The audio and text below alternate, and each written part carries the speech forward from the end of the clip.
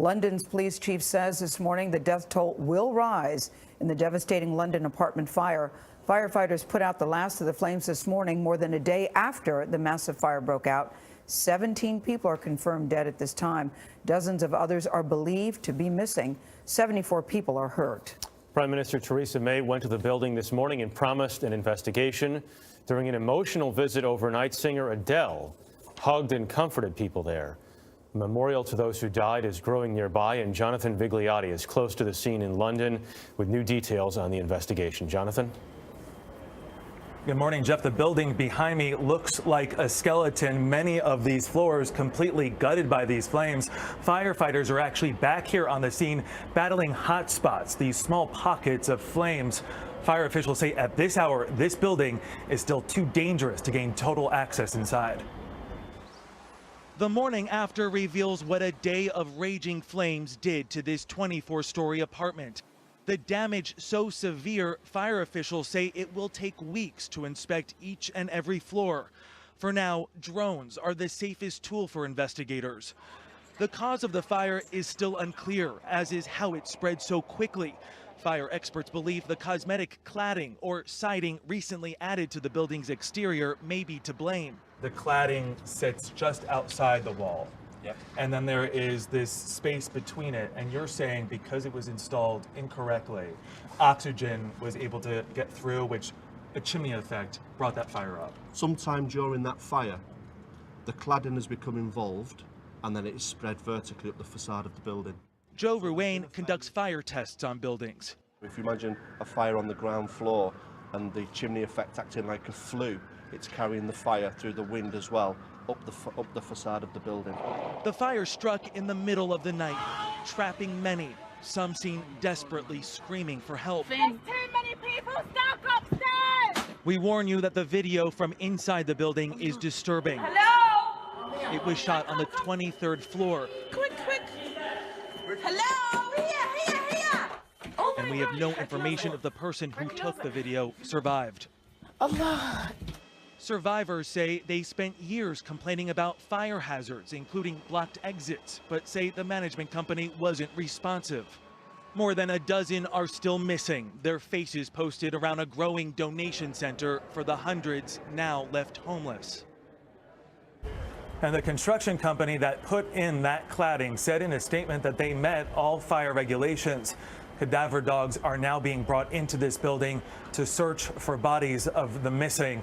Charlie, the BBC spoke with a firefighter who fears as many as 100 people may have been killed. An explosion rocked a kindergarten in the city of Fengshan in China's Jiangsu province. Local officials said the explosion occurred at the front gates of the kindergarten at 4:50 in the afternoon. Chinese state media reported at least 7 people have died and 66 were injured on June 15th. 2 of the victims reportedly died at the scene and the other 5 died after being taken into the hospital. Several people are also in the hospital in critical condition. Graphic photos have surfaced online purportedly showing the aftermath of the explosion. Authorities say they are investigating the cause of the blast and it is not known at this time whether it was intentional or accidental. However, Chinese newspaper The Global Times cited a witness who said the blast was caused by a gas cylinder at a roadside food stall. A suicide bombing and gun attack on a popular restaurant of the Somali capital Mogadishu has killed at least 17 people, including foreigners. The Al-Shabaab Islamist militant group claimed responsibility, saying one of its fighters rammed a car packed with explosives onto the gates of a posh hotel. Gunmen then stormed the neighboring restaurant and held dozens of people hostage inside. Special forces released at least 50 of them, according to the state news media, but many were wounded in the attack, which dragged on late into the night. One witness said the gunmen were dressed like soldiers. They also cut off electricity to impede the siege by security forces. Qatar's ambassador to the U.S. tweeted this photo on Wednesday night of his country's defense minister and U.S. Defense Secretary James Mattis agreeing to the deal. Qatar had received congressional approval to buy up to 72 F-15 fighter jets last November. No more funding. However, given Donald Trump's repeated tirades against Qatar, questions are being asked. One possibility is signing the deal may simply be the result of the government bureaucracy fulfilling a mandate, but there are other possibilities too. Another possibility is that this is a deliberate effort by the Trump administration to basically tack towards the center and basically favor either side, Qatar nor Saudi Arabia. And then the third possibility is that this is somebody within, say, the State Department who was empowered to move forward with this, but is choosing to do so as a way of effectively forcing the administration's hand. The Pentagon said the deal will, quote, give Qatar a state-of-the-art capability and increase security cooperation and interoperability between the United States and Qatar, end quote. Qatar's defense ministry, meanwhile, said in a statement that the deal will lead to closer strategic collaboration in our fight to counter violent extremism and promote peace and stability in our region and beyond. The black flags of the Islamic State organization can be seen in the distance. The organization's de facto Syrian capital, Raqqa, is in the sights of these Kurdish fighters. Get the rocket launcher. They've spotted a suspect vehicle approaching. The battle is taking place in scorching heat. It is 40 degrees in the shade. We're not far from the heart of the city. We're coordinating so we can advance further.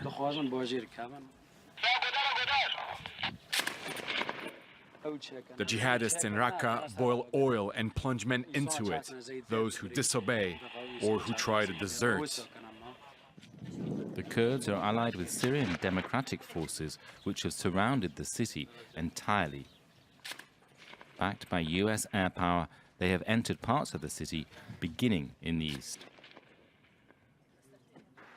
These images were filmed in areas where there's been no let-up in the fighting and bombing. Civilians are fleeing along this road, a road we're trying to protect. The city's usual population of around 300,000 is believed to be around half that.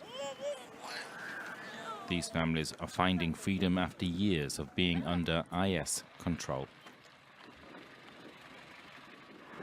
We are fleeing death. That's all we're doing. They do not accept us as believers. We had to dress like them, grow our beards like they do, apply rules of Islam that they have made up, rules that have not been mine. I'm 70 and they think they can teach me my religion?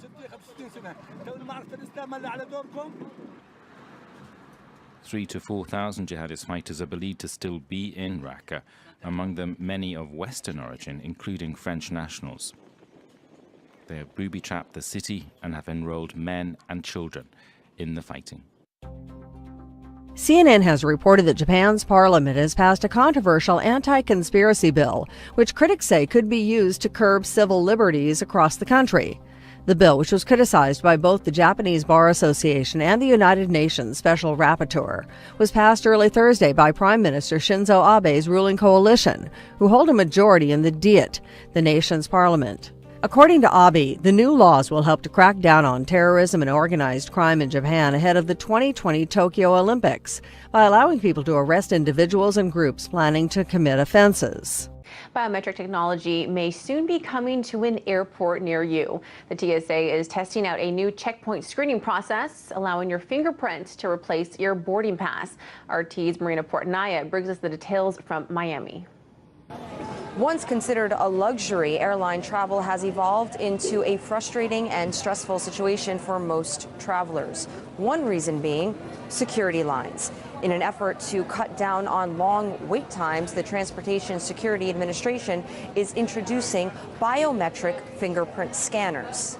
Biometric fingerprint scanners at security checkpoints that will allow a traveler's fingerprint to function as a boarding pass and identification. The scanners will match fingerprints previously provided by travelers enrolled in TSA PreCheck, meaning only those already enrolled in the program will be able to participate. In a statement, the TSA said, quote, "Through these and other technology demonstrations, we are looking to reinvent and enhance security effectiveness to meet the evolving threat and ensure that passengers get to their destinations safely." To the dismay of many privacy advocates, biometric technology appears to be the next generation of travel identification. Last month, JetBlue announced it was testing biometric facial recognition technology at gates in Boston, while Delta announced it was testing similar technology at self-service bag drops in Minneapolis. At select airports in the U.S., a permanent program known as Clear lets travelers jump to the head of security queues using fingerprints and iris scans to confirm a passenger's identity.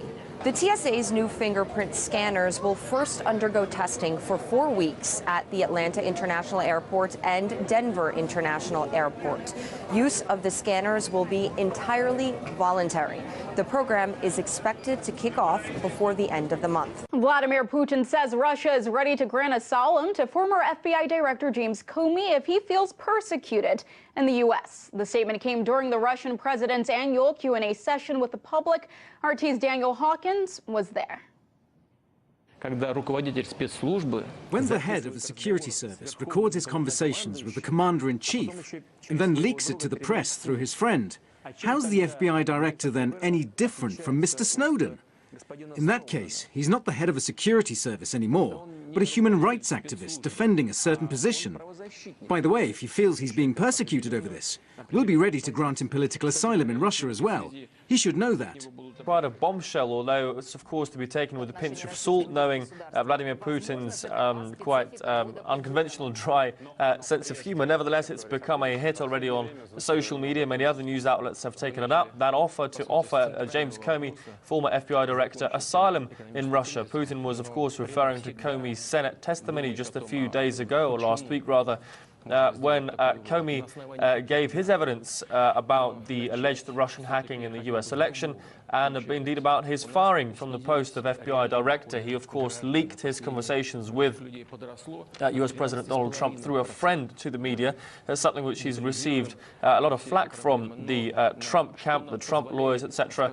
And Mr. Putin said that if Mr. Comey at any point feels threatened or persecuted, he can claim asylum in Russia as well, just like the whistleblower Edward Snowden, who he compared him to during that quote. Now, another topic that came up a lot was, of course, the relationship between Russia and the US. It's no secret that it's at an all-time low right now since the Cold War, diplomatically, with sanctions, the situation in Syria and Ukraine, etc., all very salient topics. Mr. Putin said that the people in Russia and America have no reason to fear each other, to hate each other. In fact, Russia has a lot of friends in America and vice versa, and that any hatred or fear that existed between the two was there, created artificially by hysteria whipped up by the media. Take a listen. We are observing Russophobic sentiments in the US. We regard that as the result of an intensifying internal political struggle. Russia has many friends in the US. My American colleagues told me this, and polls suggest that we have a lot of them there. Unfortunately, there is hysteria in the media that exerts its influence. Australian Prime Minister Malcolm Turnbull has been caught playfully mocking US President Donald Trump. The Premier was recorded alluding to Trump's links with Russia at an off-the-record press ball in Canberra. Donald and I, we are winning and winning in the polls. We are. Not the fake polls.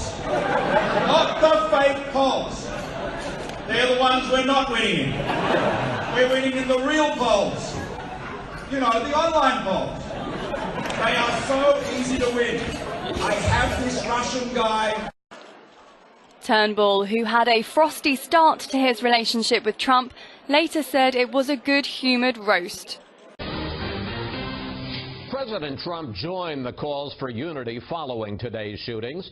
Chief White House correspondent John Roberts says a president who is known for sharp political rhetoric took a very different tone today. Good evening, John. Good evening to you too, Chris. You know, unity is something that has been glaringly lacking in this country on a number of different levels. And today's attack really was a shocking indication of just how bad things may really be. For the first time since taking office, President Trump addressed the nation about an attack on domestic soil, this one involving members of Congress, including the third-ranking Republican in the House. Congressman Scalise is a friend, and a very good friend. And Steve, I want you to know that you have the prayers not only of the entire city behind you, but of an entire nation and, frankly, the entire world. The president also had high praise for the Capitol police officers who took down the shooter. Heroes, he said, who likely prevented a bloodbath. Many lives would have been lost if not for the heroic actions of the two Capitol police officers who took down the gunman despite sustaining gunshot wounds during a very, very brutal assault.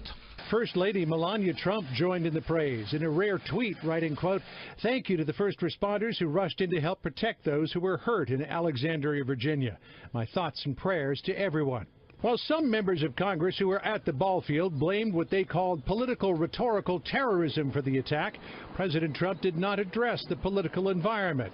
He did say all of those who were caught up in this morning's incident are public servants and urged unity in the wake of the attack. We are strongest when we are unified and when we work together for the common good.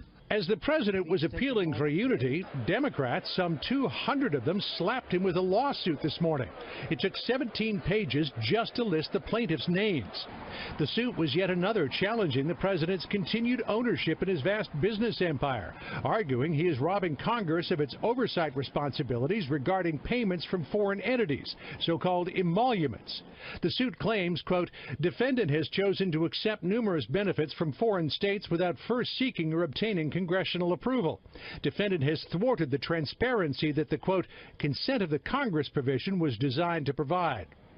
The White House dismissed the suit, as it has ones before it, in a statement to Fox News saying, quote, "The president's business interests do not violate the emoluments clause. This is another example of the Democrats playing political games instead of working for the American people they were elected to serve." A 6.9 magnitude earthquake has been reported in Guatemala near the Mexican border.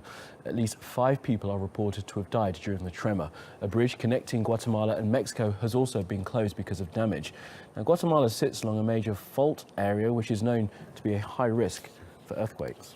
Japanese Economics magazine reports that half of the Japanese people will be single in the year 2035. Toyo Geizai cited a report by a local research institute which predicted that in 18 years' time, 30% of men and 20% of women will not get married by the age of 50. It added that if you combine all divorces and deaths of spouses, then about 48 million people in Japan over 15 years old will be single, amounting to 48% of the country's population. The bleak outlook was mainly attributed to financial burdens for marriage and raising children. Life for Jennifer and Carlos and their 3 children is not much better on the streets of Cúcuta than it was in Venezuela. But they say it is still better. It's the only way we have to earn enough to live, to survive. I'm very grateful for the Colombians who help us. They give us food, clothes for the kids. Jose says he fled from political persecution 9 months ago, leaving behind his family, hoping to soon return. I crossed the border about 10 in the morning to the Cúcuta bus terminal. I was totally lost, looking all around me. What could I do? I cried. I spent 2 nights sleeping in the terminal. He made it to this hostel, but became sick and needs an operation. His future is uncertain. They're just some of the tens of thousands of Venezuelans who have crossed into Colombia, many desperate, helpless, needing aid and assistance. Many here are asking for how much longer President Nicolas Maduro can survive. With food and medicine scarce, with inflation rampant, and with almost daily protests. Cúcuta is coping for now, but how will it cope with thousands more Venezuelans fleeing across a porous border? The local authorities say crime, especially prostitution and drugs, are rising, but they're keeping them in check, with shows of force with a presence in places they say activity is rife. We're prepared for any situation. We hope we never get an avalanche of Venezuelans trying to leave, since that would mean things had deteriorated in their country. But we would respond immediately.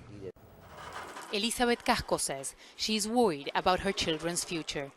Life has become harder in the last year in the province of Buenos Aires. Inflation and unemployment, she says, are hurting her children's chances of a better life. There is no work. I have 4 children. They need milk and I cannot afford it. My husband cannot find work and he has to sell what he can on the streets. These are just some of the over 5 million poor children that live in Argentina. Over 1 million more can barely cover their basic needs, says a report by UNICEF. What we make on one day, we spend it. We can only cook once a day. We have to pick whether it's lunch or dinner. The other meal is leftovers. 8 years ago, during the administration of former President Cristina Kirchner, the government launched a program known as the Universal Child Allowance, which is a subsidy per child for poor families. It was later on extended for pregnant women. But even though cash handouts programs have helped millions of people in this country survive, they have not been enough to lift them out of poverty. Early results from a new study suggest brain cells from pigs may prove promising in treating Parkinson's disease. Parkinson's causes a loss of dopamine-producing brain cells, which results in more limited control of one's body movements over time. There is no cure, and efficacy of existing Parkinson's medication can wear off over time. But Living Cell Technologies out of Auckland, New Zealand is researching a treatment that uses cells from the choroid plexus of pig brains. Ken Taylor of Living Cell Technologies told New Scientist, quote, "It's putting in a little neurochemical factory to promote new nerve cell growth and repair." Researchers said improvements among the 4 initial patients have continued over 18 months and are encouraging. According to New Scientist, additional results from a larger study are due in November. Assuming the approach proves effective, it can be used to treat other neurological disorders like Huntington's and Alzheimer's.